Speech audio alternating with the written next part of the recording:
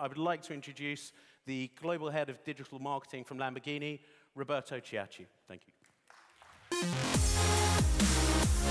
From Lamborghini, please welcome Roberto Ciacci.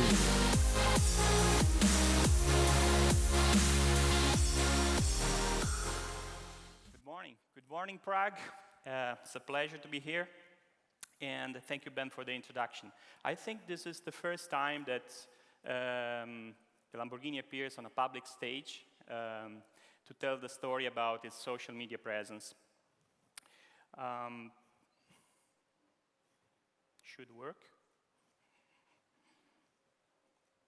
Sorry.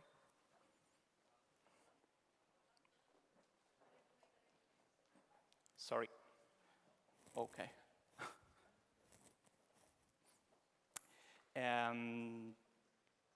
Okay, and to tell, let's say, the story about our company. Okay, restart from the scratch. Sorry. To tell the story about our company, to quote Ferruccio Lamborghini, the story is very short. The others weren't good enough. I don't know if you know the story about Lamborghini, how everything started. It was 1963. Ferruccio was a kind of serial startupper. He founded in 1949 Lamborghini tractors and then Lamborghini Color. He became rich and he bought his first Ferrari.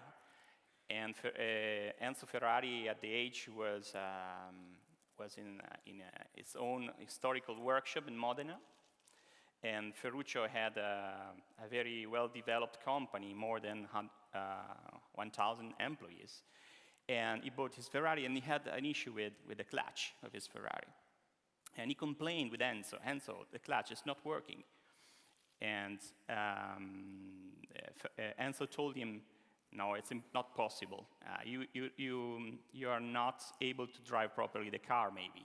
So he went back to his factory, to Lamborghini tractors, and replaced the clutch with the one coming from one of his tractors. And then the clutch worked very well. So he went back to Enzo and said, "Enzo, I told you that the clutch had an issue. So sorry, Ferruccio. Please deal with tractors that I did with cars. You know anything about cars, super sports cars." And the rest is the story you know, a long list of masterpieces handcrafted in Sant'Agata since 1963. Today, Lamborghini is a global brand with 50 markets. It was bought in 1998 by Audi, so it's part of Volkswagen Group.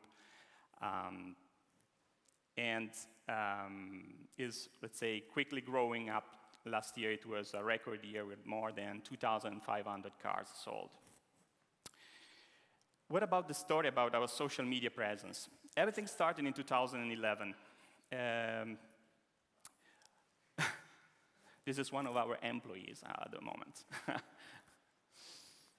And in April 2011, this was let's say, the situation on our social media channels, on social media about Lamborghini. Most of the profiles we are using today were squatted. This was the situation on Facebook. As you can see, there's an officially managed page with more than almost 400,000 fans. This was Twitter,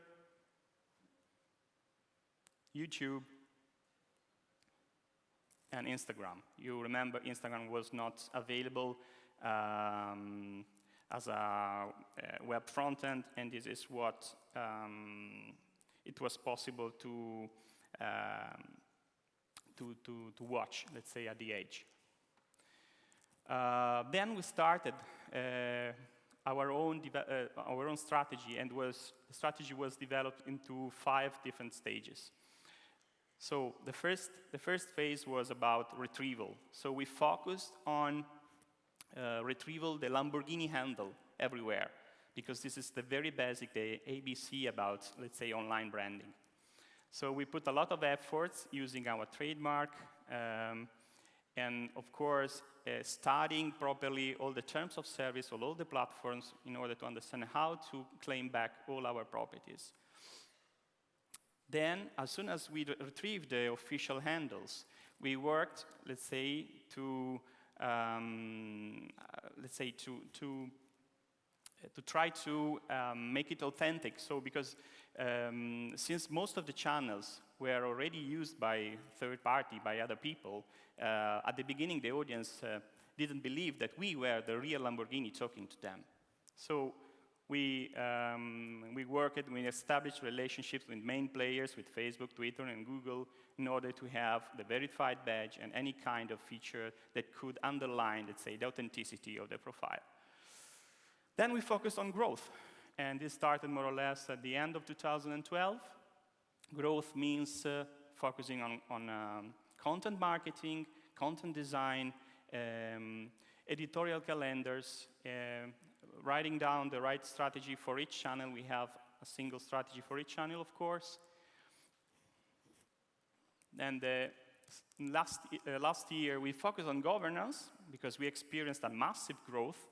And so the more you grow, the more you have, let's say, to find new tools, new processes to sustain the growth. So also the team increased in terms of people involved on a headquarter basis and also at a local basis.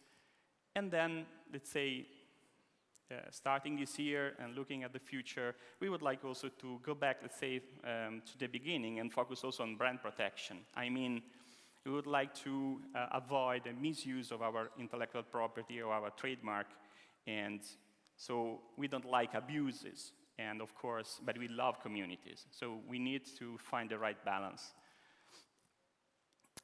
3 years later, these are the results. Today, the Lamborghini digital footprint is quite, let's say, complete. The lineup is from Facebook to Chinese social media, and last year we experienced it at 2 or 3 digit growth on a year-over-year basis, so a very massive growth. This is the situation for the APAC region, and as well, as you can see, very interesting growth as well. Starting this year, a new challenge. We gathered in a very beautiful place, very close to Bologna, in order to set the strategy for the future. And the company set the new strategy, and the new strategy is we need to become the most desirable luxury super sports car brand in a few years. So, and of course, the strategy works on 3 main pillars: about product, about brand, of course, about the company.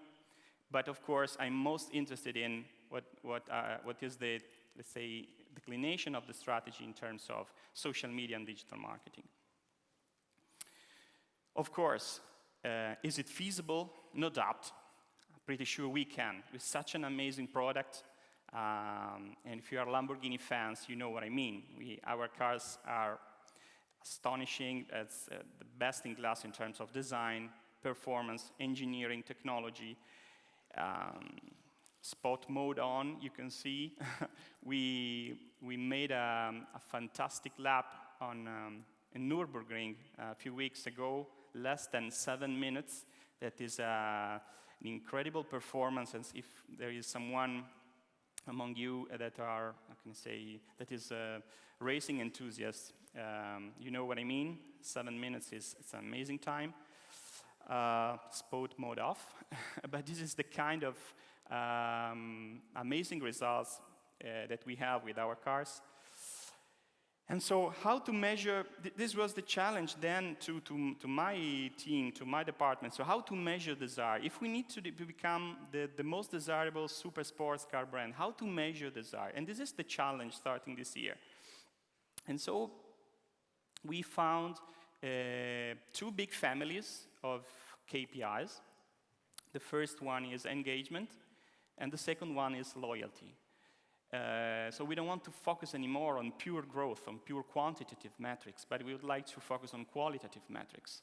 So the 2 big families are, of course, the first one is engagement, and as you can see, key performance indicators are the number of interactions, average engagement rate per post type, and something specific we found that is a kind of our own definition, strong and weak engagement rate. So we would like to have different evaluations about engagement, considering the kind of interaction we have. So as a kind of gift from Lamborghini to this audience of, I think, also social media specialists and peers, digital marketeers, I would like to share with you, and I want to commend them, but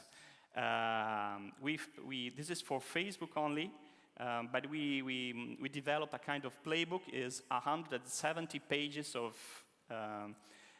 KPIs and formulas. This is the view from, let's say, the internal view, if you have access to brand data.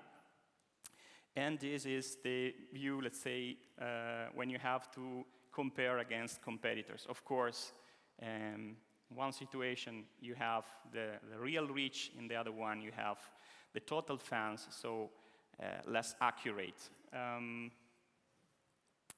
I don't know if the slides will be available later after the event, but I can go back if you want to have a shot.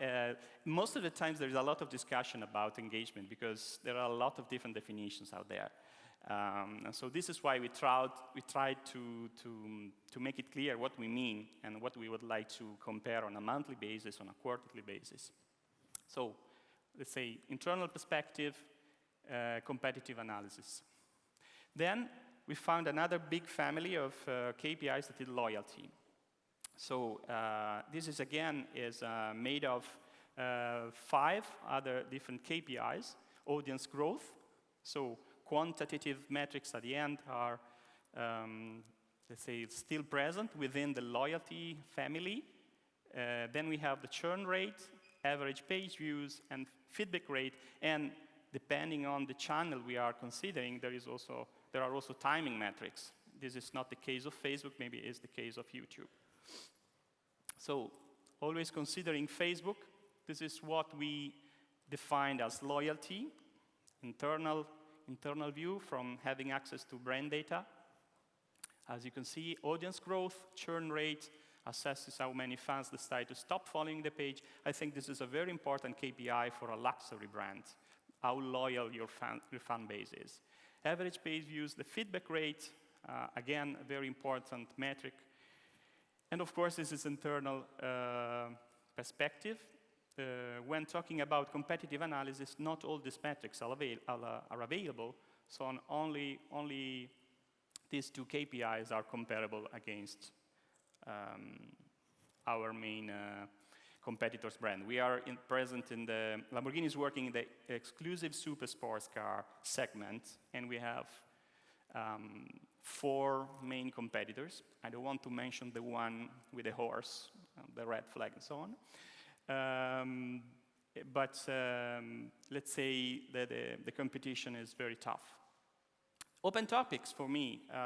We are experiencing a downfall in the reach. Ian already explained. Most of the brands are investing money on advertising platforms. Most of main social media platforms already are offering advertising solutions. But our statement as a company is we don't need advertising, and we never invest in €1 in advertising. So the growth we experience and the numbers you saw in our digital footprint chart are pure organic growth numbers. So the number 2 question is advertising a must-have option to boost the brand reach? Do we still have alternatives? Is there room to move content design to a next level? What are the opportunities behind new social media channels? There's a lot of hype today about Periscope and Meerkat, for example. Is influencers marketing the option for a luxury brand, a very aspirational brand like Lamborghini? Or is there a chance for a deeper integration with own media? So how can we push, or can we move forward with brand side and social media integration? Can we think of something else in order to boost the reach without using advertising? We made 2 different experiences. This is the Lamborghini Huracan launch. This car was launched in December 2013 with a new idea that was the concept was the more you share, the more you discover.